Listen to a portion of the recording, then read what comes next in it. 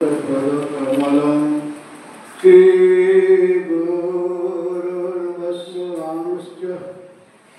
श्रीरूपं साग्रजातं सहगना रघुनाथमेतं तं सजीवं साद्वैतं सावधूतं परिजनसहितं कृष्णचैतन्यदेवं श्रीराधा कृष्णपादान् सहगणललिता श्रीविशाखानिकांश्च अनर्पितचरिचिरात् करुणावतीर्ण कलौ समर्पयितुमुन्नत उच्चलरसं सभक्तिस्य हरिपुरदसुन्दरदूतिपदं वसन्दीपितो सदा हृदयस्कन्दरे पुरतु भव शचीनन्दन आनन्दलीलामय विग्रहाय हेमापदीप्यचविसुन्दराय तस्मै महारसप्रेमप्रदाय चैतन्यचन्द्राय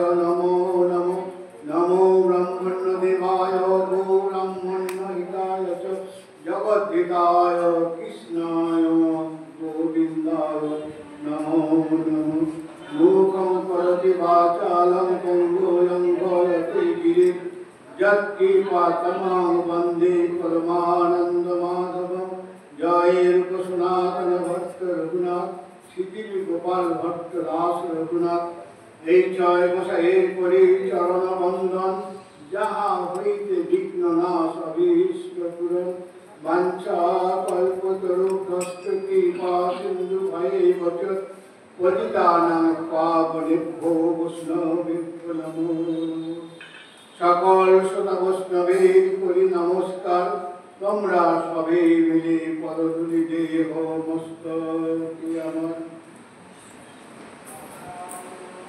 অজ্ঞানতিমিরান্ধস্য জ্ঞানাঞ্জনশলাকয়া চক্ষুরুন্মিলিतं येन তস্मै শ্রীগুরবে নমঃ শ্রীরূপমানন্দনিতায়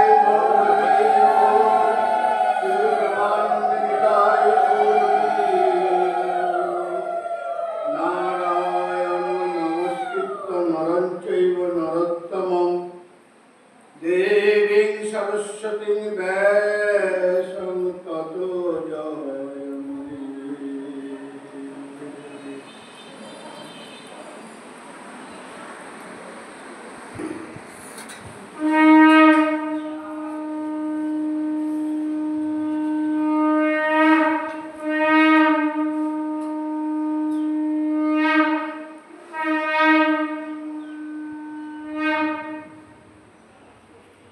श्री श्री राधा अष्टमी तिथि महाभाव स्वरूपिणी श्री कृष्णकांत शिरोमणि प्रेम रत्नखनि श्री विश्वभानुनंदिनी श्री राधा रानी राज शुभ आविर्भाव এই দিনটি প্রতি বছর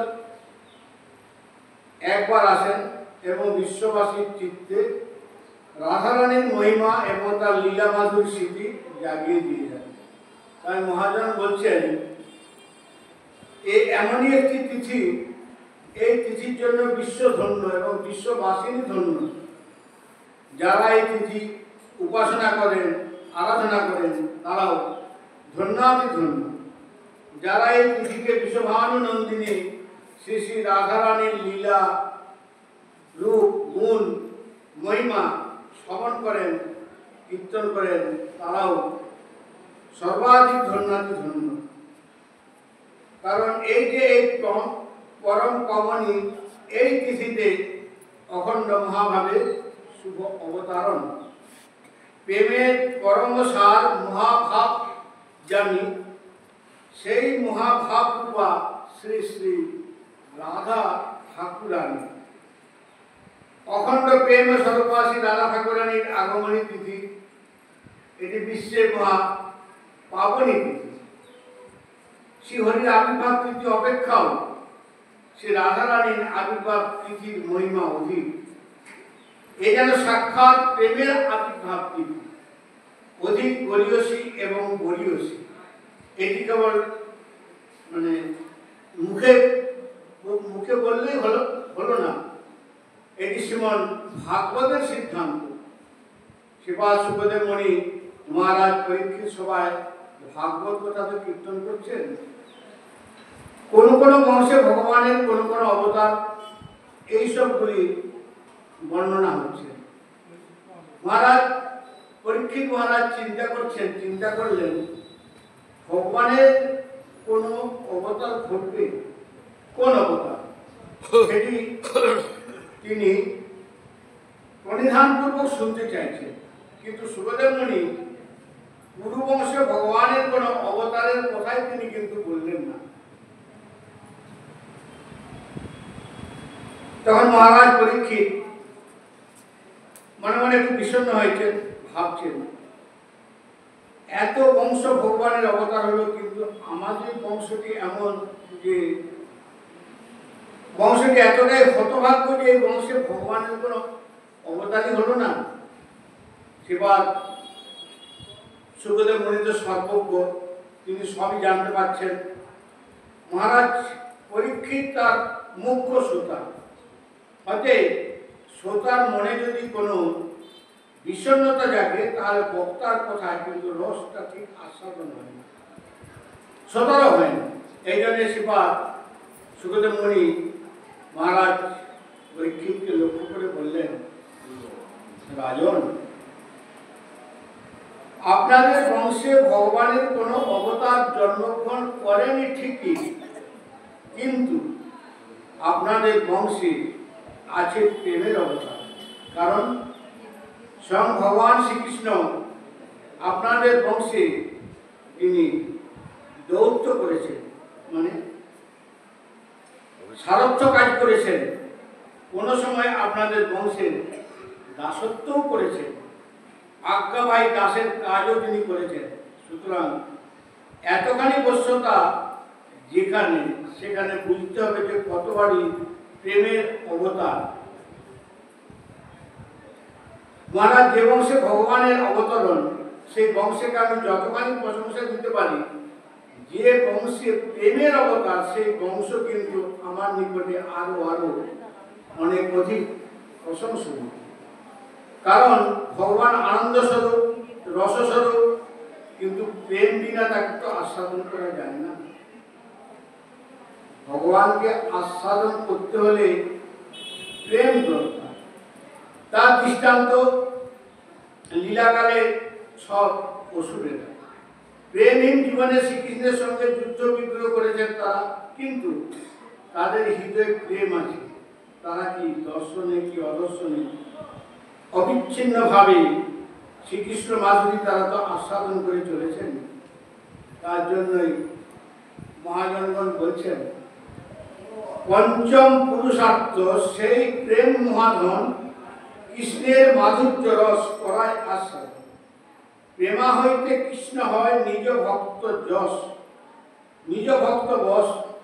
প্রেমা হইতে পায় কৃষ্ণ সেবা সুখ রস। সুতরাং সেই প্রেমের পরম সার মহাভাব, এবং এই মহাভাব রূপা রাধা ঠাকুরানী আজকে আবির্ভাব দিন, প্রেমময় তিথি। বিশ্বভানুনন্দিনী রাধারানী বিশ্বভানু রাজার কন্যা রূপে কীর্তিদা মাতার, কীর্তিদা মানে মায়ের নাম, মা কীর্তিদা, কীর্তিদা মাতার গর্ভে থেকে আবির্ভূত। এই রূপেই কিন্তু সর্বত্র বর্ণনাটা পাওয়া যায়, কিন্তু কোন কোন স্থানে এইরূপও বর্ণনা পাওয়া যায় যে রাধারানী কীর্তিদার গর্ভে থেকে কিন্তু আবির্ভূত হননি।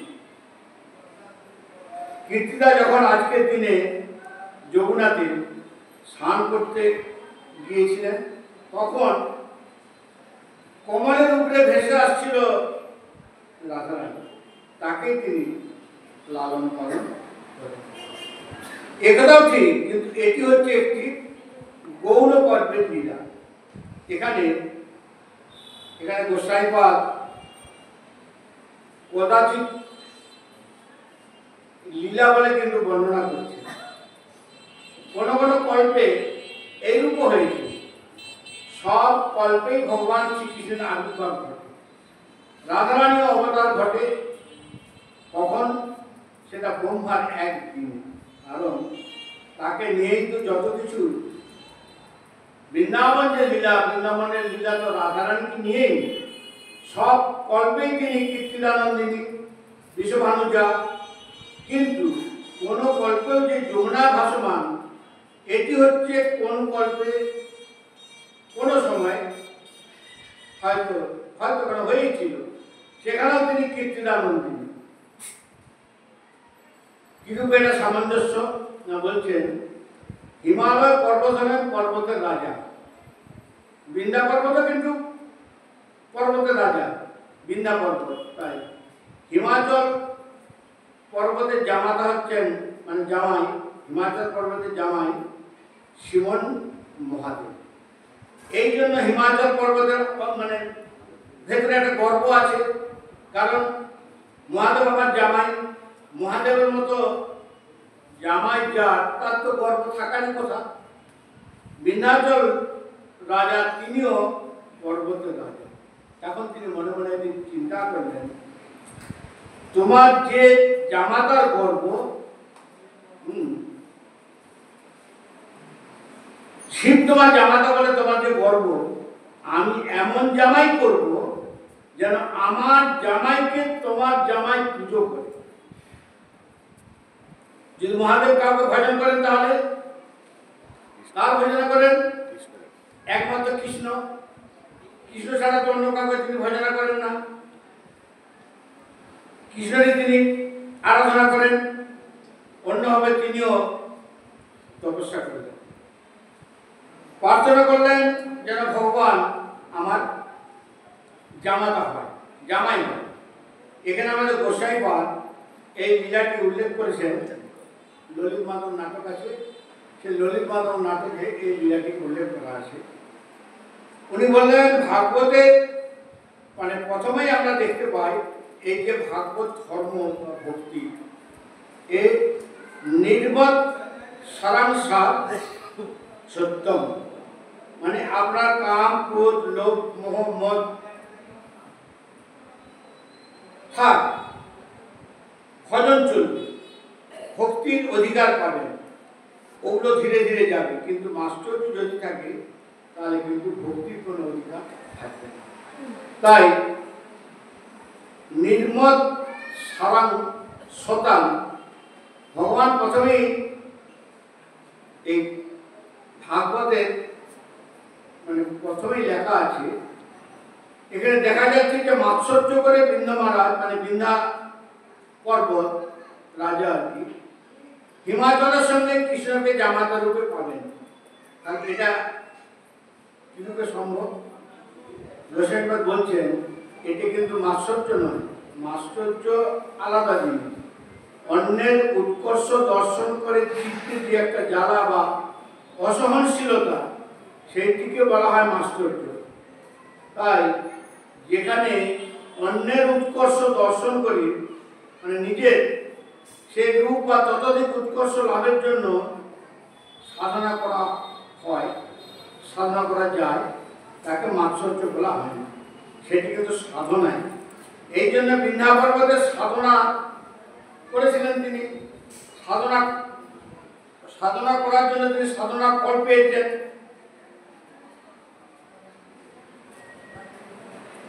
এই জন্য বৃন্দাচল পর্বতের সাধনার ফল কিন্তু সাধনার ফল ফলেছিল রাধারানীর কৃপাতে এবং শ্রীকৃষ্ণের ইচ্ছায়। যোগমায়া দেবী কি করলেন? কীর্তিদার গর্ভে থেকে আকর্ষণ করে বৃন্দারাজের স্ত্রীর গর্ভে রেখে দেন এই রাধারানী। তিনি কীর্তিদার গর্ভে থেকে আকর্ষিত, কীর্তিদানন্দিনী আবির্ভূত হন তিনি বৃন্দাগিনীর গর্ভে থেকে। পরে যখন কংসরাজ মহামায়াকে হত্যা করার জন্য আষাঢ় মারে, তখন তিনি উপরে চলে যান এবং বলে যান যে তোর প্রাণঘাতক এইখানেই আছে। এই জন্যই কংসরাজ পুতনাকে পাঠিয়ে দেন শিশু নিধন করার জন্য। যারা অসাধারণ বালক তাদের হত্যা করবে, আর যারা অসাধারণ বালিকা তাদের দিকে নিয়ে আসবে, এই ছিল কংসের আদেশ। শ্রীকৃষ্ণ যখন 6 দিনের শিশু, তখন এক পুতনা সেই কিসের হাতে নিহত হন? পুতনা তো একটা নয়, অনেক পুতনা। পুতনা একরকম জাতি। এরা হচ্ছে বালঘাতিনী রাক্ষসী। বালঘাতনী রাক্ষসীকে পুতনা বলা হয়। এদের কাজই হচ্ছে ছোট ছোট বালকদের হত্যা করা। এই জন্যে এক পুতনা সে বিন্ধ্যারাজের স্ত্রীর গর্ভজাত রাধারানীকে পেয়েছেন, তাকে কংস আদেশ দিয়েছেন যে যেখানে যত কন্যা জন্মগ্রহণ করবে তার দিকে নিয়ে আসবে। তাই বিন্ধ্যারাজের স্ত্রীর গর্ভে রাধারানী জাত হয়েছেন। তাই সে পুতনা কি করলেন, তাকে কংসের কাছ থেকে এই কংসের কাছে নিয়ে আসছে আকাশ পথে। এদিকে বিন্ধ্যারাজা স্বস্তি দেখছেন যে তাদের কত শত সাধনার ধনকে নিয়ে চলে যাচ্ছে ওই রাক্ষসী পুতনা। তার সঙ্গে সে পুরোহিতকে ডাকলেন। বিন্ধ্যারাজার স্ত্রী পুরোহিতকে ডাকলেন। পুরোহিত বললেন, মহারাজ, এটা নিশ্চয়ই কোনো রাক্ষসের কাজ। রাক্ষস নাশ মানে রাক্ষসকে নাশ করার জন্য তার মন্ত্র পাঠ করতে হবে। তাই মন্ত্রের এমনই শক্তি যে পুতনার সে হাত থেকে পড়ে গেল। রাধারানী এসে পড়লেন কোথায় না, যমুনা নদীর ভাসমান এক প্রস্ফুটিত কমলের উপরে। মানে একটা পদ্মফুল কমল যমুনার মধ্যে দিয়ে ভেসে যাচ্ছিল। ঠিক রাধারানী যখনই পড়লেন সেই ফুলটার উপরে তিনি পড়লেন। কমলটি ভেসে যাচ্ছে যমুনার সাথে, উপরে শায়িত হয়ে আছেন শ্রী রাধারানী। ঠিক সেইখানে যখন স্নান করছিলেন মাতা কীর্তিদা দেখছেন যমুনা আলো করে এক সদ্যজাত কন্যা প্রস্ফুটিত কোমলের উপরে শায়িত। কমলটি সেই দিকে ভেসে আসছে। তখন তিনি বললেন, এই তো আমাদের কন্যা। কারণ তারই গর্ভে রাধারানী এসেছিলেন তো তার আগেই। এইভাবে রাধারানীকে পেয়ে গেলেন, নিয়ে গেলেন। মাতা কীর্তিদা তাকে নিয়ে গেলেন। এই রূপে লীলাটি সম্পন্ন হলো। মানে কোন কল্পের কথা এটা। প্রতি কল্পে কীর্তিদানন্দিনী শ্রী শ্রী রাধারানী কীর্তিদানন্দিনী রূপেই তার আবির্ভাব। এই রাধারানী অতি গোপন রহস্যময় এবং অসাধারণ তত্ত্ব। যেমন আমাদের নিত্যানন্দ তত্ত্ব খুবই গোপনীয় এবং অসাধারণ, সেরকম রাধারানীর তত্ত্বও তাই। এমন কথাও কিন্তু বলা আছে, মহাজনরা এরকম কথাও কিন্তু বলেছেন। অর্থাৎ ব্রহ্মা মহাদেব আদি পর্যন্ত রাধারানীর চরণের ঝুলি করা কিন্তু লাভ করার সৌভাগ্য অর্জন করেন নাই। এমনই রাধারানীর মহিমা। এইরূপই শ্রী শ্রী রাধা তত্ত্ব। তাই সেখানে এই ক্ষুদ্র যে আমরা জীব, আমরা সেখানে কতটুকুই বা ব্রহ্মাদি যেটা দুর্গম মহাভাবময়ী শ্রী রাধারানীর মহিমা, সেটা আমাদের মধ্যে ক্ষুদ্র জীবে হৃদয়ঙ্গম করা খুবই কঠিন। তাই কোথাও সেই মহাভাব প্রেমের পরম সার, আর কোথায় আমরা সেই ক্ষুদ্র কোটি জীব। সুতরাং জীবের পক্ষে রাধা তত্ত্ব সর্বদা দুর্গম। কিন্তু কালক্রমেণ এমন একটা সময় এসে গেছে, কাল এসে গেছে, যে সেই কালচক্রের পরিবর্তনে এখন সেই যে যুগ চলছে আমাদের, সেই যুগটি হচ্ছে আমাদের মহাপ্রভুর যুগ। আমরা বর্তমান যে যুগে বাস করছি এটা আমাদের মহাপ্রভুর যুগ। এও ব্রহ্মার একদিনে একবার আসে। ব্রহ্মার একদিনে সপ্তম মন্বন্তরে অষ্টাবিংশ চতুর্যুগীয় দাপরের শেষে শ্রীকৃষ্ণ অবতীর্ণ। তারই ঠিক পরবর্তী কলিযুগের প্রথম সন্ধ্যায় গৌরাঙ্গ দেবের আবির্ভাব। এই দুইটি লীলা বা অবতারের একটা সরস সম্পর্ক আছে। তাই এখানে দিব্যস্বামী লিখছেন যে শ্রীকৃষ্ণ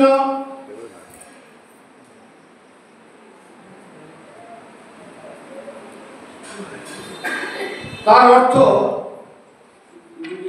জিজ্ঞাসা লিখছেন যে 3 বাঞ্ছা। তার অর্থ কেমন রাধার প্রেম, কেমন রাধা প্রেমের মাধুর্য, আর কেমনই বা রাধা প্রেমের অপূর্ব মহিমা।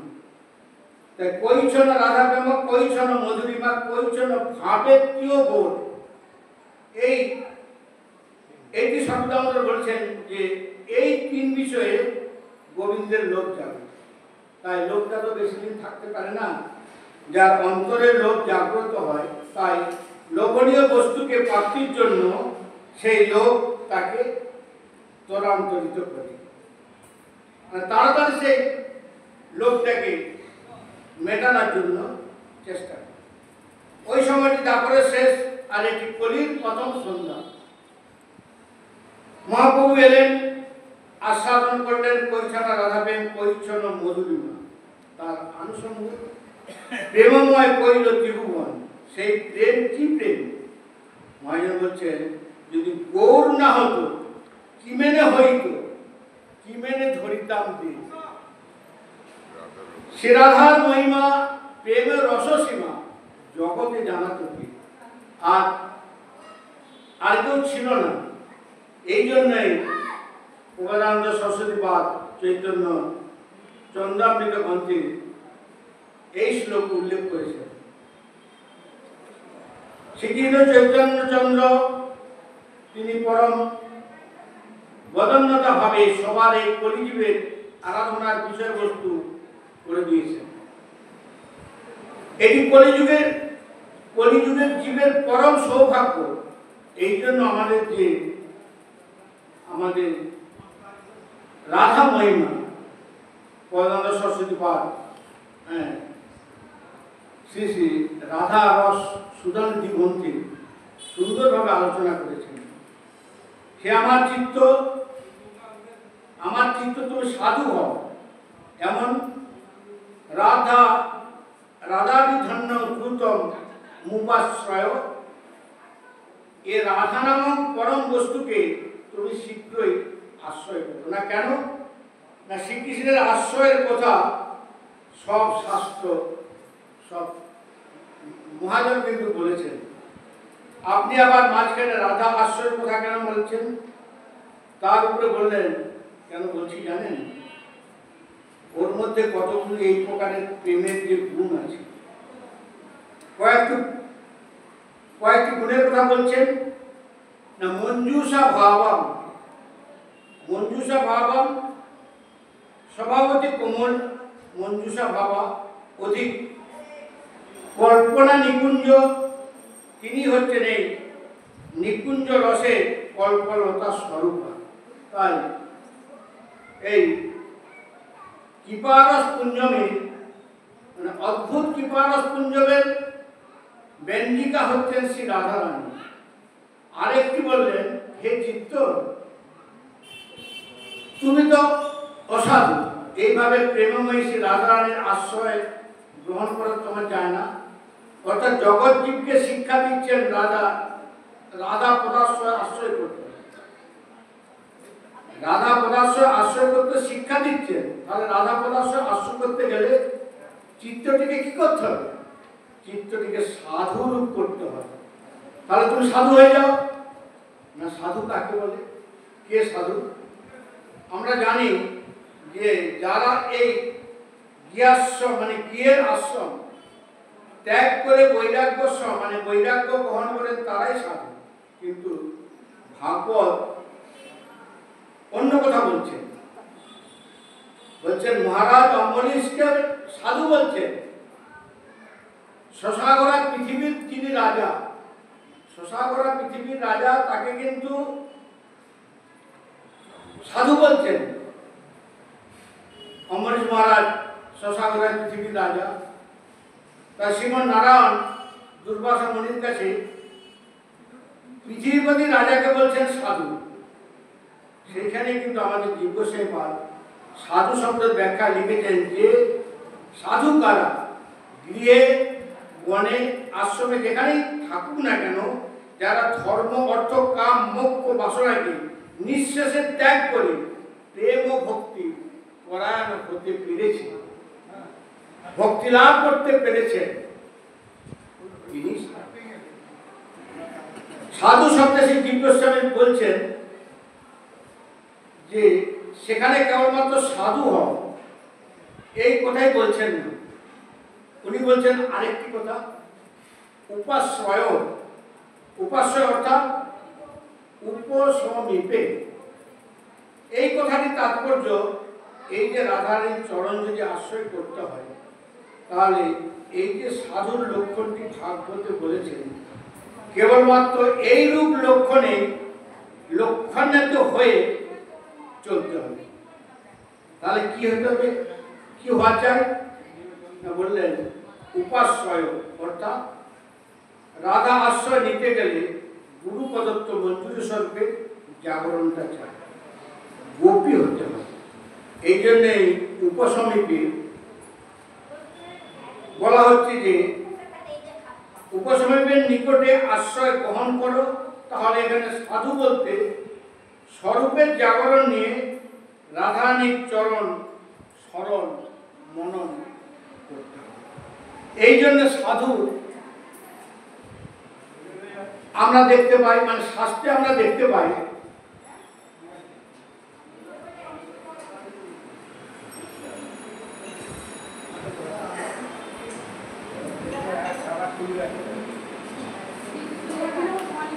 শ্রীকৃষ্ণ আশ্রয়ের কোথায়, কারণ যারা ভগবানের ভজন করবেন তার দিকে তো আশ্রয় নিয়েই উপাসনাটা করতে হবে, এবং শ্রী শ্রী রাধা কৃষ্ণের উপাসনা সমস্ত শাস্ত্রে বলা আছে, ব্যাখ্যা করা আছে।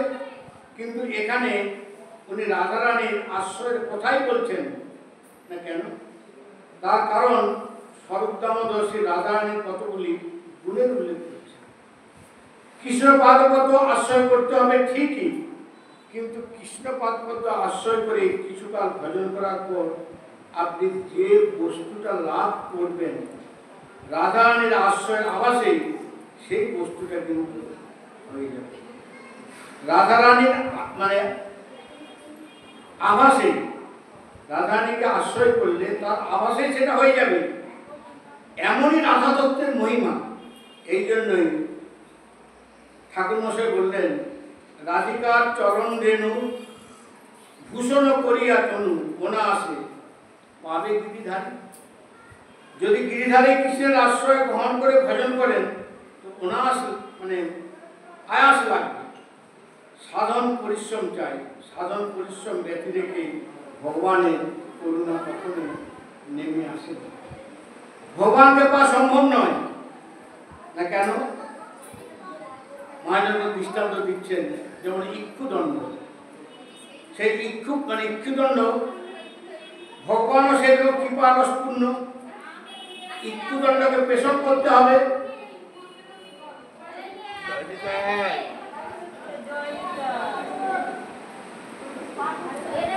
ইক্ষুদণ্ডকে পেশন করলে যেমন রস নিষ্কাশন হবে, আত্মাকে মানে ইক্ষুটাকে পেশন করলে তখন তো তার রসটা বেরোবে, তেমনি সাধন ভজনের দ্বারা যে কৃপারস পেশন করা হবে, নির্ধারিত করতে হবে, এই হচ্ছে রীতি। এই জন্য সেই ভগবানের কৃপার এইটাই নিয়ম। সেই রূপ সাধুগুরু মহতের কৃপা। ভক্তি বা ভজন এটা তো করতে হবে। সেই ভজন পরিশ্রমের দ্বারা ভগবানের কৃপা যেমন নেমে আসে, কিন্তু মহাজন বলছেন রাধিকা চরণ রেণু ভূষণ করিয়া তনু অনায়াসে পাবে গিরিধারী। তাই গিরিধারী পদাশ্র আশ্রয় করে আপনি অনায়াসেই গিরিধারী চরণ পেয়ে যাবেন। কিন্তু রাধারানী এমন একটা তত্ত্ব যে এর চরণ রেণু যদি আপনার অঙ্গে লাগে তো অনায়াসেই কিন্তু আপনি কৃষ্ণ পেয়ে যাবেন। এই জন্যই রাধিকার চরণ আশ্রয়। যে করে সে মহাশয় তারে মই যাই বলি হারি। ঠাকুর মহাশয় বলছেন, যিনি রাধারানীর চরণ আশ্রয় করেন তিনি মহাশয়। এই মহাশয় হচ্ছেন কে? সাধু। শাস্ত্রবাণীর এরূপ সংগতি আছে।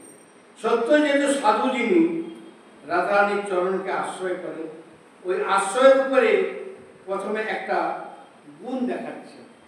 গুণ মঞ্জু স্বভাব। রাধারানীর স্বভাবত কোমল স্বভাব। কেমন কোমল স্বভাব না, আমরা জানলাম সে ভগবানের মুখে, ভগবানের কৃপা নিঃসরণ করতে গেলে আমাদের ভজন করা দরকার, ভজন করতে হবে। কিন্তু রাধারানীর কৃপা লাভ করতে হলে এই আশ্রয়ের আবাসের মাত্রই জীব কিন্তু কৃপা লাভ করে জীবন সার্থক করতে পারবে।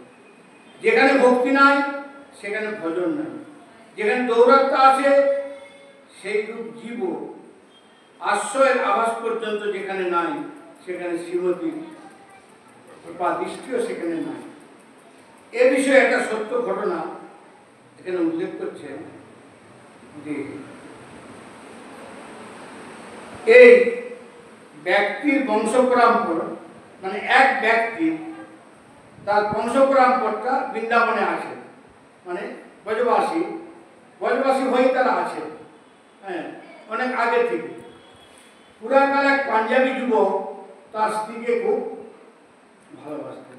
হঠাৎ স্ত্রী বিয়োগের ফলে সে উন্মাদ হয়ে গেছে। হ্যাঁ, সেই পাঞ্জাবি যুবকটি পাগল হয়ে গেছে, ইতস্ততভাবে এখান ওখান ঘুরে বেড়ায়। দৈবগতিতে একবার বৃন্দাবনে গিয়ে উপস্থিত হয়েছেন। ঘুরতে ঘুরতে বৃন্দাবনে চলে গেছে এবং সেটা বর্ষানার পাশাপাশি একদা মানে রাত্রি হয়ে গেছে। রাত্রিকালে সেই যুবকটি শুয়ে আছে বর্ষানাথ মন্দিরের পাশে কোথাও। রাধারানী বিদ্যালয়ের কোণে গৃহস্থের বারান্দায় আছে। হঠাৎ মধ্যরাত্রে তার স্ত্রীর কথা মনে পড়েছে। দৈবায়িক তার স্ত্রীর নামও ছিল কিন্তু কিশোরী। এখন সে খুব ফুপিয়ে ফুপিয়ে চিৎকার করে কাঁদছে এবং হা কিশোরী, হা কিশোরী, হা কিশোরী, তুমি কোথায়, হা কিশোরী, এইভাবে খুব ফুপিয়ে ফুপিয়ে খুব কাঁদছে। মানে এমন ভাবে আত্মনাদ করে কাঁদছে যে রাধারানী তখন সখীদের বলছেন, সখী এই ললিতে দেখ, আমার পরম ভক্ত আমাকে ডাকছে, যাও এখনই তাকে তুমি আমার কাছে নিয়ে এসো। ললিতা বললেন, সখী ও তোমার ভক্ত নয়, ওটা একটা বদ্ধ পাগল, জানো অস্থি মারা গেছে। হ্যাঁ, এবং স্ত্রীর প্রতি এত তৈল, মানে স্ত্রী বিয়োগে শুধু এইভাবে কেঁদে কেঁদে বেড়াচ্ছে। ও তোমাকে ডাকছে না, ওর স্ত্রীর নাম ছিল কিশোরী, ও স্ত্রীকে ডাকছে। রাধারানী বলছেন, দেখ সখী, বুঝতে পারছি, কিন্তু তার ডাক শুনে আমার হৃদয়টা কেন বলে যাচ্ছে জানিস। আমি তো থাকতে পারছি না, আমি কি করবো বল।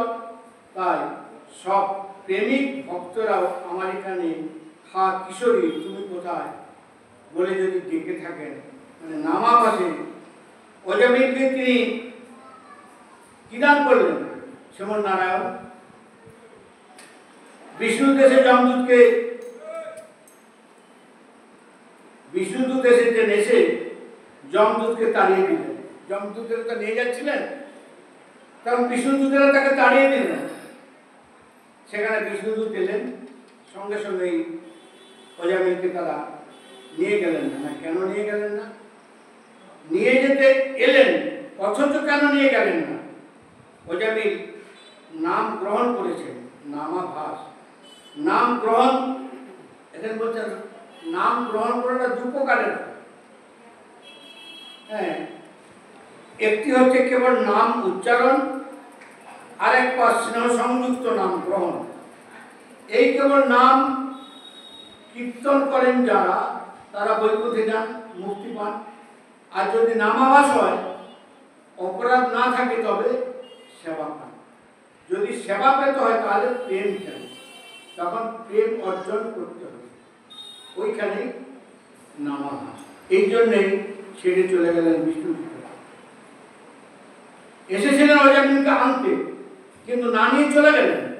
এখন অজামিন নামের মহিমা শুনেছেন, ভজন করলেন, বাকি সময়টা তারপর যখন স্নেহ সংযুক্ত নাম নিলেন, স্নেহ সংযুক্ত নাম নেওয়ার সঙ্গে সঙ্গেই প্রেম, তখন গিয়ে সেখানে তারা এলেন এবং বিষ্ণুদূতরা নিয়ে গেলেন। তাই রাধারানী সঙ্গে সঙ্গে সখীদের আনতে বলছে, এক্ষুনি, আমি কোনো কথা শুনতে চাই না। ললিতা আর কি করেন, রাধারানীর চরণদৌ নিয়ে তার গায়ে ছিটিয়ে দিলেন। সেই যুবকটি সখী হয়ে গেল, সখী বানিয়ে সেই যুবকটিকে রাধারানীর কাছে নিয়ে গেল। এমনই মধুর কোমল স্বভাব এই রাধা ঠাকুরানী। এখনো তার বংশ পরম্পর, মানে এই যুবকটি বংশ পরম্পর নাকি এখনো বৃন্দাবনে আছেন। তাই রাধাকুণ্ড বলে একটা স্থান আছে, আপনারা সেটা জানেন। সেই স্থানটির নাম, পাশে একটা জায়গা আছে, সেটার নাম হচ্ছে শিবাখোর। এটি রাধাকুণ্ডবাসীদের শ্মশান। এই রাধাকুণ্ডের শ্মশানটিকে বলা হয় শিবাখোর। শিবাখোর নামটি কেন হলো না, একদিন দিনের বেলায় কোনো এক রাখাল বালক গোচারণ করতে এসে একটি শিয়ালকে মেরে ফেলেছে। একটি শিয়ালকে মেরে ফেলেছে, শিয়ালটি পড়ে আছে। রাধারানী অভিসারে বেরিয়েছেন, সেই মৃত শিয়ালটির দেহে রাধারানীর চরণটি লেগে গেছে। কি করেন, তখন রাধারানী বলছেন, দেখ দেখ দেখ ললিতা, সখী দেখ, আমার কোন এক সখী মূর্ছিত হয়ে এখানে পড়ে আছে, কেমন একটা কোমল জিনিস আমার পায়ে লাগলো। ললিতা গিয়ে দেখলেন সেখানে একটা মরা শিগাল পড়ে আছে, মানে শিগাল। বললেন, না না সখী, না না, ওটা নয়, ওটা একটা শিগাল। ওই যেটা পড়ে আছে তোর পায়ে লেগেছে, ওটা একটা মরা শিয়াল। এমনই রাধারানীর মঞ্জুষা স্বভাব, ভাব, এমনি রাধারানীর তাহলে ভাব দেখুন। তাই উনি বললেন, আমি তো তাকে সখী বললাম, শিয়ালটা মরে পড়ে আছে, তার পায়ে লাগার সঙ্গে সঙ্গে এখন বলছে, দেখ আমারই হয়তো কোনো সখী ওখানে মরে পড়ে আছে, আমি তাকে সখী বললাম। অতএব ললিতা, তুই যা, তুই ওকে সখী বানিয়ে নিয়ে আমার কাছে নিয়ে আয়। রাধারানী আবাসে রাধারানীর চরণের জল তার গায়ে ছিটিয়ে দিলেন, তিনি সখী হয়ে গেলেন। রাধারানী বলছেন, আজ থেকে তোমার নাম শিবা সখী, নামও দিলেন। বললেন, তোমার প্রতি আমি খুবই প্রসন্ন, তুমি কি বর চাও বলো।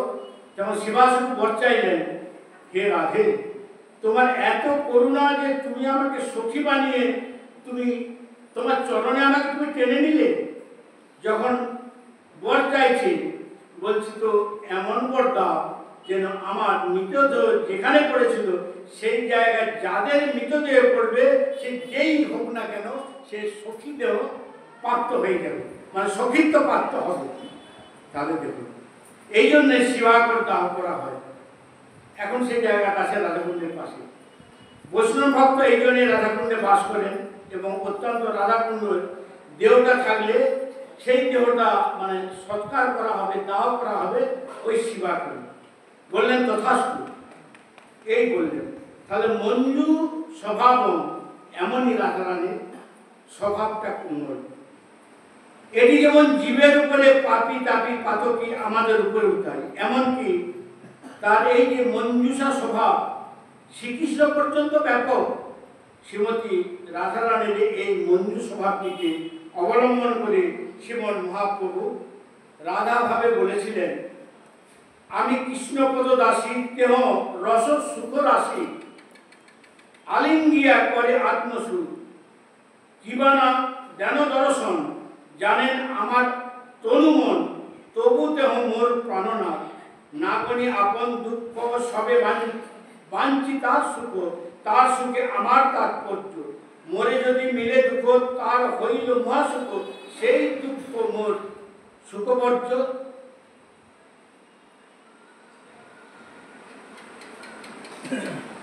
এটি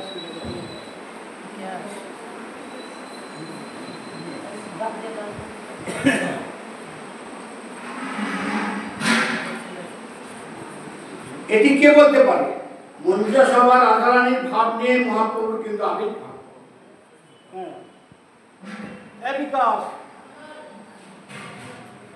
আমার দুঃখ দিয়ে যদি তার সুখ হয়, সেই দুঃখ আমার সুখের সেরা।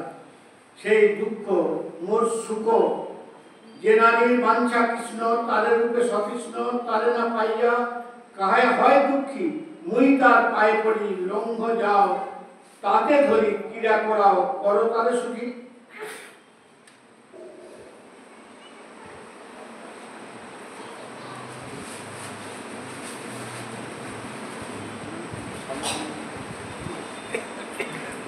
তবে ঠাকুরানী চন্দাবলীর কুঞ্জে কৃষ্ণ গেলে এত মান করেন কেন? যদি এই আপনার মনের কথা হয়, চন্দাবলী কুঞ্জে কৃষ্ণ যদি যান তাহলে ঠাকুরের একটু মান। যে নারীকে কৃষ্ণ বাঞ্ছা করেন, আমি তাকে নিয়ে যাব পায়ে ধরে। তাই এত যদি আপনার মঞ্জুষা স্বভাব হয়, তাহলে মানটা কিসে? না, কান্তা কৃষ্ণ করে রোষ, কৃষ্ণ পায়েন সন্তোষ। এই মানের ভিতরে একটা সুখ আছে, ওটা একটা রস। তা ওটা যেমন এক জাতীয় আনন্দ, আগে এবং পরে এবং মধ্যকালে, এর বহু ব্যাখ্যা আছে। মানে শাস্ত্রে যে কান্তা কৃষ্ণ করে রোষ, কৃষ্ণ পায় সন্তোষ, সুখ পায় কারণ ভৎসনে, যথাযোগ্য করে মান, কৃষ্ণ তাতে সুখ পান, ছাড়ে মান অলপ সাধনে। তাই কৃষ্ণের প্রতি মঞ্জু স্বভাবা তার সখীগণের প্রতি তিনি আগ্রহ করে বসে আছেন। তারপরে বলছেন, অধিক কল্পলতা নিকুঞ্জন। একদিন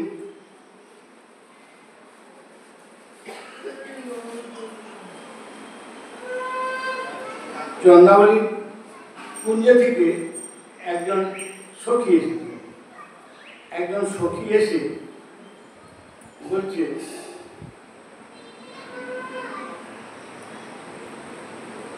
ললিতাকে বিশাখা ছিল, তাকে বলছে, হ্যাঁ রে, তোদের কুঞ্জে কি কৃষ্ণ এসেছে? না কেন, কি হয়েছে? না বল না, তোদের কুঞ্জে কৃষ্ণ এসেছে, বল না। হ্যাঁ, কি হয়েছে বল না। কালকে কৃষ্ণ আমাদের চন্দাবলীর কুঞ্জে আমাদের গেছিল কিনা, সেই জন্য চন্দাবলীর কুঞ্জে গিয়ে দুটো নুপুর পরিয়ে দিছিল, কিন্তু একটা নুপুর পাওয়া যাচ্ছে না, একটা নুপুর খুঁজে পাওয়া যাচ্ছে। এখন ললিতা ভেতরে ছিল। ললিতা যখন ভেতর থেকে বলছে যে ওকে এখান থেকে তাড়িয়ে দে, কৃষ্ণকে এখান থেকে তাড়িয়ে দে, কৃষ্ণকে কুঞ্জে রেখেছিস কেন, কুঞ্জে এখান থেকে তাড়িয়ে দে। তো বিষয়টি কেন হলো, কি হলো? বলছে, যারা সোনা ফেলে, হ্যাঁ, সোনা ছেড়ে দিয়ে যারা কৃষ্ণ খুঁজতে আসে, তাদের কুঞ্জে কৃষ্ণ যায় কেন? মানে কৃষ্ণ ছেড়ে দিয়ে যারা সোনা খুঁজতে আসে, সোনা নুপুরটা হারিয়ে গেছে, সেটা খুঁজতে এসছে, তাহলে কৃষ্ণ ছেড়ে দিয়ে যারা সোনা খুঁজতে আসে, তাদের কুঞ্জে যায় কেন? কৃষ্ণকে কুঞ্জ থেকে তাড়িয়ে দেয়। তাই রাধারানী যে মানে কৃষ্ণের প্রতি তার যে দৃষ্টান্ত, এবং অনেক অনেক অনেক এরকম দৃষ্টান্ত আছে। দৃষ্টান্ত বলছেন, লীলা ও কৃপার মধ্যে যদি কৃষ্ণের উপরে এবং সখীমঞ্জরী গণের উপরে পাপি তাপি জীবের উপরে উঠবে। কিন্তু এখানে যে কল্পলতার সঙ্গে তিনি দৃষ্টান্ত দিচ্ছেন, সেই দৃষ্টান্তটা কি? রাধার মহিমা কি, কিভাবে প্রকাশ করা হয়? ধর্ম অর্থ কাম মোক্ষ দেয় কল্পলতা, মুক্তি ভক্তি দিতে পারে না। কি দেয়? কল্পলতা, সে সামর্থ্য নাই। আর উনি সাক্ষাৎ নিকুঞ্জের প্রেম দান করছেন। তাহলে এই দৃষ্টান্তি গোসাই দিচ্ছেন কেন? ভাগবতের একটি শ্লোকে বলেছেন যে উপাসিত, মানে উপাসিত অংশের দৃষ্টান্ত দেওয়া হয়েছে। এই যে উপাস্যয় শব্দটা এখানে বলা হচ্ছে, এই জন্যই বলছেন যে কল্পলতা কি দেবে সে বিষয়ে কিন্তু দৃষ্টান্ত নয়। এই কল্পলতা প্রেমই দেবেন। কল্পলতা নাই বা বললেন না, বলছেন, বলতে হবে। এই জন্যই বলা আছে যে ভগবানের কেউ প্রিয় নেই, উপেক্ষাও নেই, কিছুই নেই, তথাপি ভক্তানা ভজতে, তথাপি ভক্ত যারা তাদেরকে তিনি ভজন করেন, বইতে থাকেন। যে যথামাম প্রপদ্যন্তে তাং তথৈব ভজাম্যহম, গীতার বাণী। সুতরাং ভগবানকে যে কল্পতরু বলা হলো তার কারণ হচ্ছে এটি রাধা আশ্রয়, যারা আশ্রয় যারা নেবে এই কল্পতরু, তাদের তো তিনি প্রেম দেবেন। কিন্তু ওই আশ্রয়ের অংশটাকে বলা হয়েছে উপাশ্রয়। আশ্রয় গ্রহণ করো, উপাস্য আশ্রয় গ্রহণ করো। এমন যুগ যে এই রাধারানীর আশ্রয় গ্রহণ করে এই ব্রজের দুর্লভ যে রাধা প্রেম তা লাভ করা যায় এই মহাপ্রভুর যুগে। তার যুগে তার চরণাশ্রিত আচার্যপাদগণ নিকুঞ্জ ভজনটিকে এমনভাবে বিশ্লেষণ করেছেন যে এমনভাবে এই বস্তুকে তাদের গ্রন্থের মধ্যে নিবন্ধ করেছেন যেন হাতে ধরে তারা কুঞ্জ মন্দিরে রাধারানীর চরণে পৌঁছে দিচ্ছেন। এই রূপ আমাদের সৌভাগ্যটা কিন্তু এই রূপ। এখানে আমাদের জন্ম এই যুগে, এই জন্যই এটা অন্য কোনো যুগে নয়। অন্য যুগের মানুষ রাধা নাম কি করবে আর রাধা নাম কি জানবে? সুতরাং এই যে এই চরণ আশ্রয়টি মহাপ্রভু এবং আচার্যপাদগণ যারা সাক্ষাৎ ব্রজের পার্শ্বদ, ব্রজের সখীমঞ্জুরি, তারাই নেমে এসেছেন। তারাই এরা এবং এরাই তারা সাধন করে শিক্ষা নিলেন যে কিভাবে ভজন করে এই কৈকালের জীব এই ব্রহ্মা এবং মহেশ্বর আদি ইত্যাদি ইত্যাদি রাধা দাস্য কামনা করে ধন্য হতে হবে। এমনি তার করুণা। এই অংশটির জন্য বলা হয়েছে যে কল্পলতা নিকুঞ্জম, অধিক কল্পলতা নিকুঞ্জম। অধিক কল্পলতা নিকুঞ্জম শব্দের এই অর্থ যে যেমন একটা কল্পলতা আশ্রিত ব্যক্তির সব কামনা পূর্ণ করে থাকে, কিন্তু উনি হচ্ছেন সেই বৃন্দাবনের প্রেম ও কল্পলতা কুঞ্জ বন। এটা লতা নয়, যেন একটা কুঞ্জ বনের মতো। এরূপ অধিক কল্পলতা নিকুঞ্জম, নিকুঞ্জ বনের অধিক কল্পলতা। অধিক কল্পলতা কে? নিকুঞ্জ বনের অধিক কল্পলতা কে? শ্রীমতী রাধা ঠাকুর। তাই অদ্ভুত কৃপাশ্রয় ব্যঞ্জিকা। সেই জন্য বলছেন এখানে গুরু কৃপা হি কে বলম। কৃপা ছাড়া পথ নেই, তাছাড়া কৃপা ছাড়া পথ নেই। গুরু কৃপা, সাধন ভজন এগুলি কেবল আমাদের প্রতি কৃপাকে নিঃসারিত করার জন্য। আর আমাদের গৌড়ীয় বৈষ্ণবদের যে ভজন, এই যে রাগানুগ ভজন, এ তো কৃষ্ণ ছাড়া কোনো গতি নেই। তাই কৃপামূলক গুরু বৈষ্ণবের, মানে কৃপার মূল গুরু বৈষ্ণবের শ্রী শ্রী রাধা রানীর, শ্রী ভগবানের। তাই আমাদের গোসাইপাদ বলছেন এই যে অন্যান্য সাধন ভজন যা কিছু আছে বৈদিক ভক্তিতে, এও একটা ভগবানের দিকে অগ্রসর হওয়ার রাস্তা আছে, কিন্তু রাগানুগা ভক্তিতে সেটা একমাত্র কৃপা হি কে বলম। কৃপা ছাড়া কোনো পথ নেই, কোনো উপায় নেই। এই যে করুণা, এই করুণা তিনি হচ্ছেন অদ্ভুত, মানে তিনি হচ্ছেন এই কৃপারসের ব্যঞ্জিকা। কারণ কৃপা ছাড়া কোনো পথ নেই। এই অদ্ভুত কৃপারসটি কি? রাধারানী থেকে এই অদ্ভুত কৃপারসটি প্রকাশিত হয়, যেটি ভগবানের ভান্ডারে নেই। এই কৃপারসটি ভগবানের ভান্ডারে নেই, এটি একমাত্র রাধারানীর ভান্ডারেই আছে এই অদ্ভুত কৃপারস, যে কৃপাকে আমরা আমাদের সাধন ভজনের মূল বলি। তাই কৃপাই কেবল, সেই কৃপা কাকে বলা হয়? দুর্গত জনের দুর্গতির দর্শন করে কোনো সমর্থ ব্যক্তির চিত্তটিকে যদি গলিত করিতে পারেন, তিনি সেই দুঃখটিকে দূর করতে পারেন, তিনি হচ্ছেন এই। তাই তাহলে আমরা জানলাম যে কৃপাতে কৃপালুর চিত্ত বিগলিত হয় এবং তিনি অধিক পঞ্চনের দুঃখ দুর্দশা দূর করেন। কিন্তু শ্রী রঘুনাথ দাস গোস্বামীপাদ লিখছেন যে রাধারানী অষ্টোত্তর শতনাম, যেখানে ওনার একটা নাম লিখেছেন কারুণ্যা বিদ্র বদেহা। আশ্চর্য কথা, মানে আশ্চর্যের কথা যে এটি কেউ কিন্তু বলেননি, এই কথাটি কেউ বলেননি। এই অদ্ভুত কৃপা কোনটা? এর আবার একটা অদ্ভুত কৃপার কথা বললেন। সে অদ্ভুত কৃপা কোনটা? কৃপা তো ভগবানের আছে, গুরুদেবের মধ্যে কৃপা আছে, বৈষ্ণবের মধ্যে কৃপা আছে। কৃপা নিয়ে ধন্য হচ্ছেন সাধক গুরু বৈষ্ণবের কাছ থেকে। কিন্তু রাধারানীর কৃপাটি যে অদ্ভুত বলা হয়েছে, এই অদ্ভুত কৃপাটি কোনটা? গোস্বামীপাদ বললেন কৃপার চিত্তই বিগলিত হয়, কিন্তু রাধারানীর দেহটা আজকে বিগলিত হয়ে গেছে। তাহলে কি বলছেন? এটা একটা নতুন সমাধান দিচ্ছেন তো, কারণ করুণার দেহে দ্রবিত হয়ে গেছে। এটা আমরা কি করে বুঝবো? এটা আমাদের বুদ্ধির অগোচরের ব্যাপার। মহাভাবের দেহ তো, রাধারানীর দেহটা তো মহাভাবের দেহ। অতএব অগ্নির তাপে যে ননির পুতুল গলে যায়, সেরূপ এই দুঃখ দুর্দশা দর্শনের তাপে ওই ননির পুতুলটি রাধার দেহটা গলে যায়। বলে দৃষ্টান্ত খুঁজতে খুঁজতে আমাদের কোথায় যেতে হচ্ছে?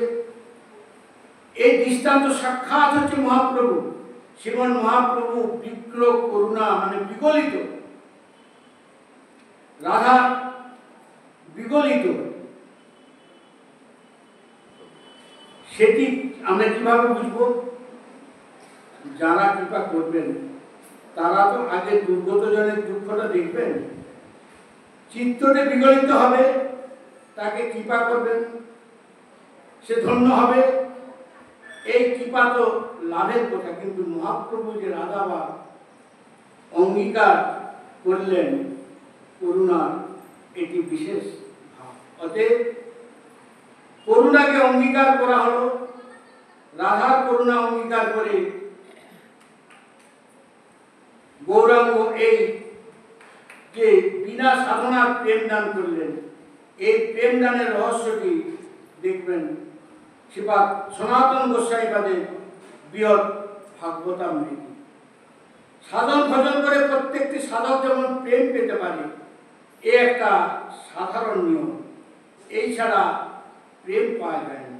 তাই সাধন ভজন করুন, অনর্থক নাশ হবে, প্রেমের কক্ষায় যাবেন, ভগবানের কৃপা নেমে আসবে, ভগবানের চরণ লাভ হবে। কিন্তু গৌরাঙ্গদেব তো ভজনের অপেক্ষা রাখেন না। সে দেখলো সেই প্রেম প্রেম, এটা কি কৃষ্ণের ভান্ডারে, শ্রীকৃষ্ণের করুণা? ওই যে রাধার কান্তিটাকে নিয়ে নিয়েছেন, অন্ত কৃষ্ণ বাহির গৌর, ওই কান্তির প্রভাব। তাই কান্তিকে দেখো, সাধনার দরকার নেই, দেখাচ্ছেন তো। অতএব মনোযোগ সংযোগে আমাদের এইটা দেখতে হবে। তাই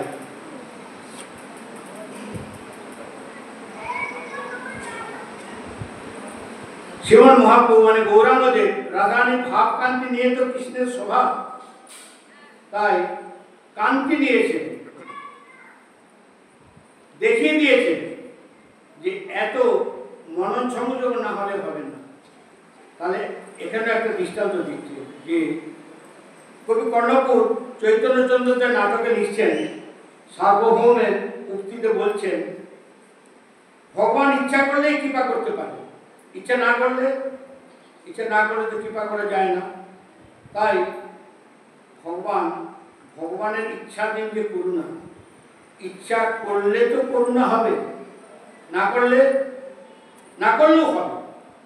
বলে কোনো সময় করুণা একটা স্বতন্ত্রতা হয়ে যায়। সেটা কখন হয়? যেমন মহাপ্রভু কৃপা করে করুণাকে বললেন, মহাপ্রভু কৃপা করে করুণাকে বললেন, দেখো করুণে, আমার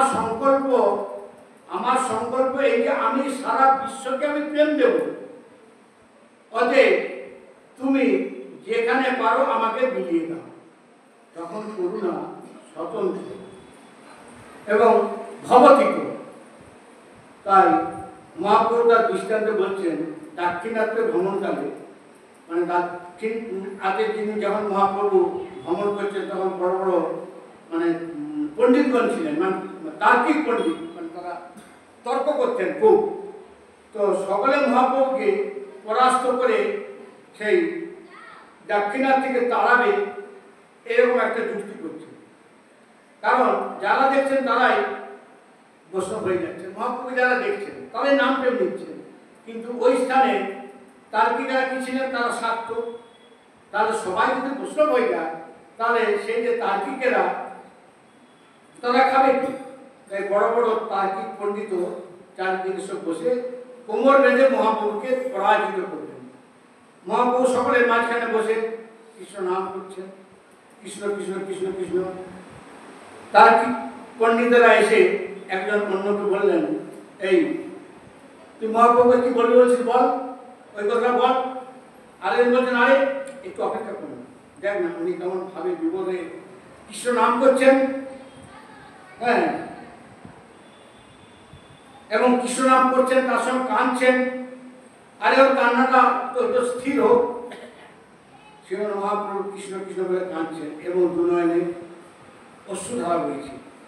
ওই যে দেখছেন গৌরাঙ্গ দেবকে আসলে দেখছেন, আসল কি দেখছেন? রাধারানীর ভাব কান্তিটা দেখছেন, রাধারানীর ভাব কান্তিটাকে দেখছেন। দেখতে দেখতে তর্ক গেল, তর্ক স্বভাব গেল, স্বার্থ গেল, কৃষ্ণ কথা এসে গেল। উনিও জানেন না।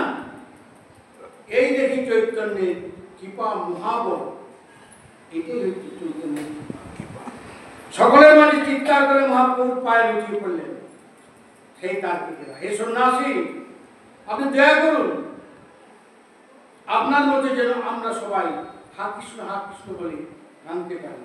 তখন সবাই ওই এক কথা বলছেন মহাপ্রভু চৈতন্য।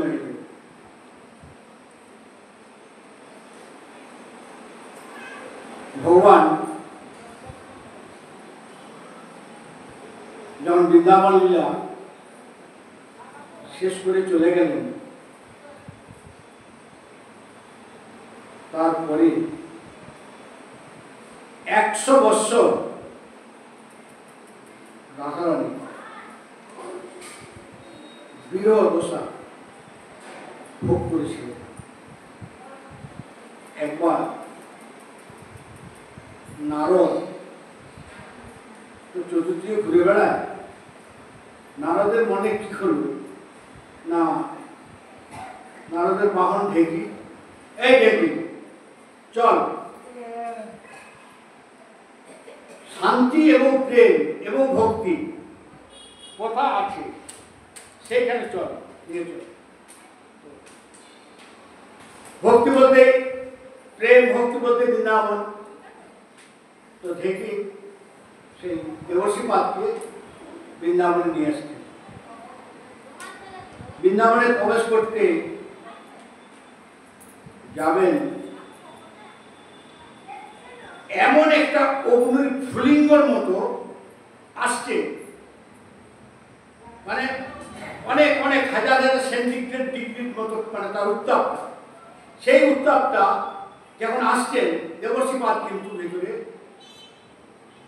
ঢুকতে পারছেন না।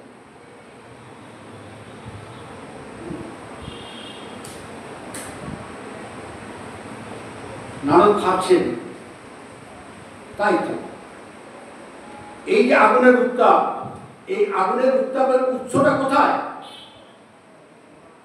আগুনের যে উত্তাপ, সে উৎস কোথায়? সে উৎসটা তাকে খুঁজে বের করতে হবে। খুঁজতে খুঁজতে খুঁজতে খুঁজতে যখন সে বৃন্দাবনে এক জায়গায় এলেন, দেখছেন রাধারানী যখন হাত কৃষ্ণ বলে নিঃশ্বাস ছাড়ছেন, সেই যে সেই নিঃশ্বাসের সঙ্গে তার যে তাপ, সেই তাপ যে কত সেন্টিগ্রেড উত্তপ্ত যুক্ত, সেটা কিন্তু হিসাব করা যাবে না।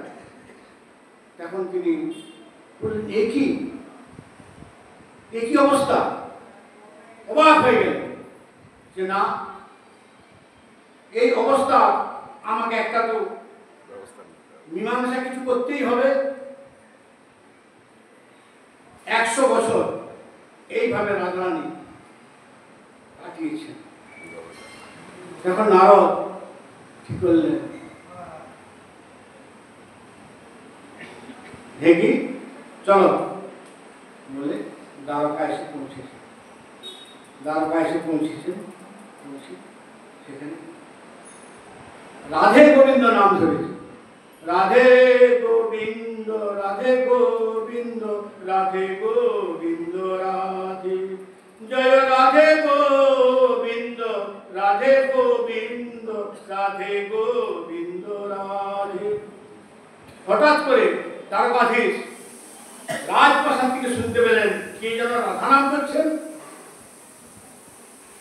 দেবর্ষিকা, আসুন আসুন আসুন দেবর্ষিকা। কি দেবর্ষিপাদ, আপনি আজকে নারায়ণ নারায়ণ ছেড়ে দিয়ে আপনি কিনা রাধা নাম করছেন? ভগবান রাধা নামের খুবই প্রিয় তো। বলছে, হে দুষ্টের দমন শিষ্টের পালন, কি ভেবেছেন আপনি? না দেবর্ষিপাদ, কি হয়েছে বলুন, কি বা করে আপনি ঘটনাটা বলুন। না, আমি বৃন্দাবনে গেছিলাম, সেই রাধারানী 100 বছর যাবৎ তিনি কি বিরহ দশা ভোগ করছেন। বলুন আমার কি করা উচিত, আমি কি করব? না, দান মতো যোগ্য করুন। আপনি তো কোনো যোগ্য করেন। হ্যাঁ, রামচন্দ্র অশ্বমেধ যজ্ঞ করেছেন রাজার করে। হ্যাঁ, রাজা যুধিষ্ঠির রাজসূয় যজ্ঞ করেছেন। আপনি কি করেছেন? আপনি তো কোনো যজ্ঞই করেননি। বলছে, ওই তো রাজা যুধিষ্ঠির মহারাজ করেছেন। বলছে, সেটা যুধিষ্ঠির করেছেন, আপনি কি করেছেন? আপনি তো কোনো যজ্ঞই করেননি। দেবর্ষিপাদ, তাহলে আপনি আমাকে কৃপা করুন, আদেশ দিন। না, আপনি দান মতো যোগ্য করুন। দান মতো যোগ্য? বলছে, হ্যাঁ, দান মতো যোগ্য করুন। যে যা চাইবে তাই দেবে, এমন যোগ্য করুন সেই যোগ্যতে যে যা চাইবে তাই দেবে, দান করবে। যে যা চাইবে তাই দেবে, দান করবে। সেখান থেকে 1টি পয়সা ভিক্ষা করে নেবে। দান করার পরে 1টি পয়সা ভিক্ষা করে নেবে। দেবর্ষিপাদ, একই রকম দান করব, আবার দানের পরে 1টি পয়সা ভিক্ষা করে নেব, একই রকম বিধান। হ্যাঁ দ্বারকাধীশ, এটাই বিধান। এই যে আপনি 1টি পয়সা ভিক্ষা চেয়ে নিচ্ছেন, আপনার দানের গৌরবটা থাকবে না, দানের অহংকার আপনার থাকবে না। 1টি পয়সা ভিক্ষা করে নেবেন, ঠিক আছে। তাহলে যোগ্য কিভাবে হবে, কোথায় হবে বলে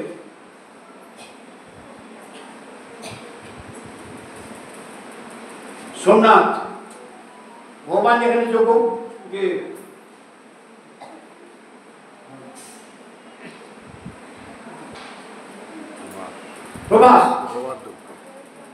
প্রবাসে যে যজ্ঞ করেছিলেন, সেই প্রবাসে তিনি যোগ্য, তার যোগ্য নিয়ন্ত্রণ, এই যোগ্য সমস্ত জানানো হবে। বলছে, কেন আমি আছি বলে নারদ ঋষি সেই যজ্ঞের নিমন্ত্রণ পত্র নিলেন। নিমন্ত্রণ পত্র নিয়ে প্রথমে দেবাদিদেব মহাদেব নিমন্ত্রণ পত্র দিলেন। তারপরে সমস্ত নিমন্ত্রণ পত্র সেরে এখন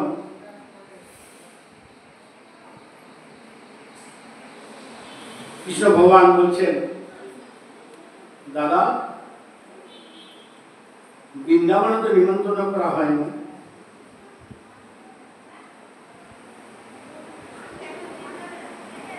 বলে বৃন্দাবনে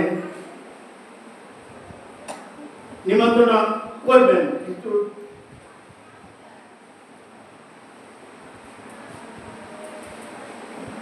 মা বাবাকে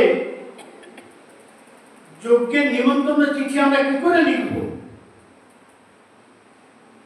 দাদা বলরাম, মা বাবাকে নিমন্ত্রণ চিঠি লেখা তো আমার পক্ষে অসম্ভব হয়ে উঠছে, আমি কিভাবে লিখব? সখাদের লিখলেন।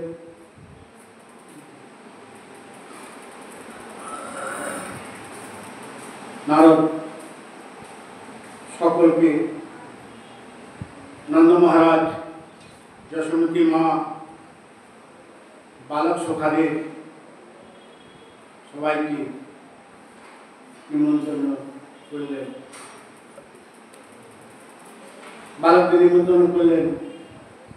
এই বালক যখন জানেন আমাদের সখা যজ্ঞ করছেন, আমাদের যেতে হবে।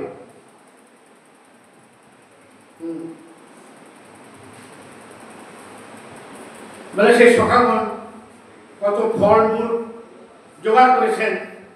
নন্দ মহারাজ দুধ, মাখন, ক্ষীর, দুধ, দই, দধি, মাখন ইত্যাদি ইত্যাদি সমস্ত জোগাড় করেছেন। যুদ্ধে আসবেন বলে, যজ্ঞে আসবেন বলে সবাই তৈরি হয়েছে। প্রভাস নামটা কেন হয়েছিল? প্রভা যুক্ত আসর, মানে জ্যোতি পুনরায় ফিরে পেল। জ্যোতি চলে গেছিল, প্রভা চলে গেছিল, আবার সেই জ্যোতি পুনরায় ফিরে পেল কে? চন্দ্র। চন্দ্র অনেক সময় দেবগুরু বৃহস্পতি গুরুদেবের কাছে মানে অভিশাপ দিয়েছিলেন। কোনো কারণবশত বৃহস্পতি অভিশাপ দিয়েছিলেন, যা তুই ধীরে ধীরে ক্ষয় হয়ে যা। এখন সেই 15 দিন ক্ষয় হয়ে গেছে। 15 দিন ক্ষয় হয়ে গেছে, 16 দিন আর একদিন হলেই চাঁদ নিশ্চিহ্ন হয়ে গেল। সেই সময় চাঁদের যে 27 জন স্ত্রী ছিল, তারা এসেছেন মহাদেবের কাছে যে আপনি তো মহাদেব, আপনি সবই পারেন, অতএব চাঁদ যদি চলে যায় আমরা তো বিধবা হয়ে যাব, তাহলে আপনি আমাদের রক্ষা করুন। তখন মহাদেব বললেন, ঠিক আছে, ওই যে 1 খণ্ড চাঁদ আছে আমার জোটার মধ্যে দিয়ে দাও। যার জন্য 1 খণ্ড চাঁদ ওই জোটার মধ্যে রেখে দিলেন। আর চন্দ্রকে নিয়ে গিয়ে ওই প্রভাস, ওই কুণ্ডে ওইখানে যে স্নান করা, প্রভাযুক্ত আসর, মানে আবার পুনরায় ওটা চাঁদ আস্তে আস্তে আস্তে আস্তে তার জ্যোতি ফিরে পাবে। মানে এইখানে প্রভাসের মানে ঘটনাটা আছে, আরো সুন্দর, এই প্রসঙ্গটা খুব সুন্দর। ওটা ওই প্রভাসের এদিকে কি হচ্ছে যে মানে সবাইকে নিমন্ত্রণ করা হয়েছে। মা বাবা যদি মাখন, ক্ষীর, ননি সমস্ত কিছু নিয়ে আসছেন। সখাগণরা ফল মূল কত কিছু নিয়ে আসছেন। আমাদের সখা যজ্ঞ করছেন, এই ফল খেয়ে যজ্ঞ করতে হবে। মানে ভাত মুড়ি তো খাওয়া চলবে না, অন্য খাওয়া চলবে না, এইসব নিয়ে এসছেন। শেষে রাধারানী আসছেন সখীদের নিয়ে।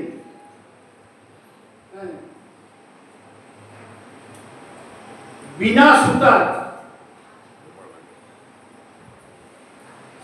সুতার মালা গেছে কিসের জন্য নিয়ে এসছেন।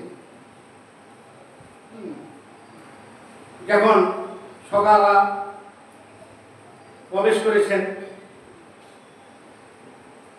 যশোদা মা, নন্দ মহারাজ, আরো যারা ছিলেন তারাও যাচ্ছেন আর কি, গেটে আটকে দিয়েছেন, দারোয়ান আটকে দিয়েছেন। এই তোরা কোথায় যাচ্ছে? না কেন? আমার ছেলে যজ্ঞ করছেন। হ্যাঁ, আমার ছেলে মানে ব্রজবাসী তো গ্রামের লোক, তাদের পোশাক আশাক সেই রকম, গ্রামের সব পোশাক আশাক। হ্যাঁ, আমার ছেলে যজ্ঞ করছে, তোমার ছেলে? আরে কৃষ্ণ মহারাজ দারোগাধীশ উনি যজ্ঞ করছেন, আর কি বলছো তোমরা? হ্যাঁ, কি বল রা হ্যাঁ? হ্যাঁ, ঝুট বাত। এই কথা শ্রীকৃষ্ণ অন্তর্বর্তীকে শুনতে পেয়েছেন।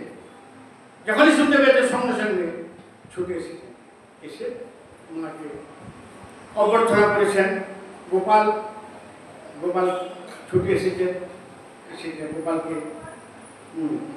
সঙ্গে সঙ্গে আদর করেছেন। আদর করে গোপালকে দুধ খাওয়াতে যাবেন, হঠাৎ করে দাঁড়াও। গোপালকে দুধ খাওয়ানো হবে না, গোপালের মা আমি। দেবকী বলছে গোপালের মা আমি। কি বলছো? বলছে হ্যাঁ, আমি গোপালের মা। এইভাবে যখন প্রসঙ্গগুলো অদ্ভুত প্রসঙ্গ, যখন এইভাবে তর্কাতর্কি হচ্ছে, এরকম সময় তর্কাতর্কি হতে হতে দেখা বলেন ঠিক আছে, তাহলে একটা যুক্তিতে আসো, 100 কাপড় টাঙানো হোক, 100টা কাপড় টাঙিয়ে দেওয়া হোক। সেই 100 কাপড় ভেদ করে যা স্তন থেকে দুগ্ধ যে গোপালের মুখে পড়বে, সেই হবে গোপালের আসল মা। 100 কাপড় টাঙানো হলো, দাঁড়ালেন নন্দরানী, যশোদা মা, দুজনে দাঁড়িয়েছেন। 100 কাপড় ভেদ করে সেই নন্দ মহারানী স্তন থেকে দুগ্ধ বেরিয়ে যে গোপালের মুখে পড়লেন। দেখুন কি সমস্ত ঘটনা। আর একদিকে এদিকে আবার রাধারানী সখীবৃন্দরা এসেছেন, তারা মানে এক গেটের দিকে এসেছেন, সেখানে কিন্তু দারোয়ান আটকে দিয়েছেন।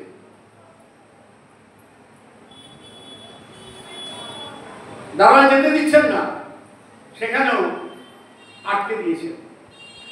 হ্যাঁ, তোমরা কোথা থেকে আসছো? আরে তোদের রাজাদের যে বল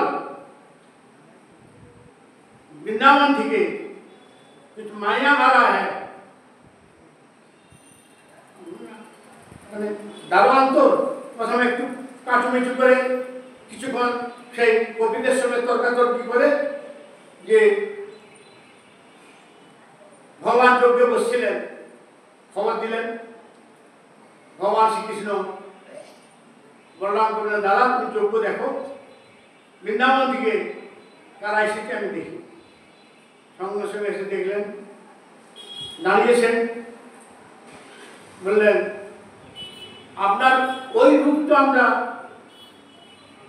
দর্শন করতে চাই না। ভগবান রাজাধিরাজ, হ্যাঁ দারোগাধীশ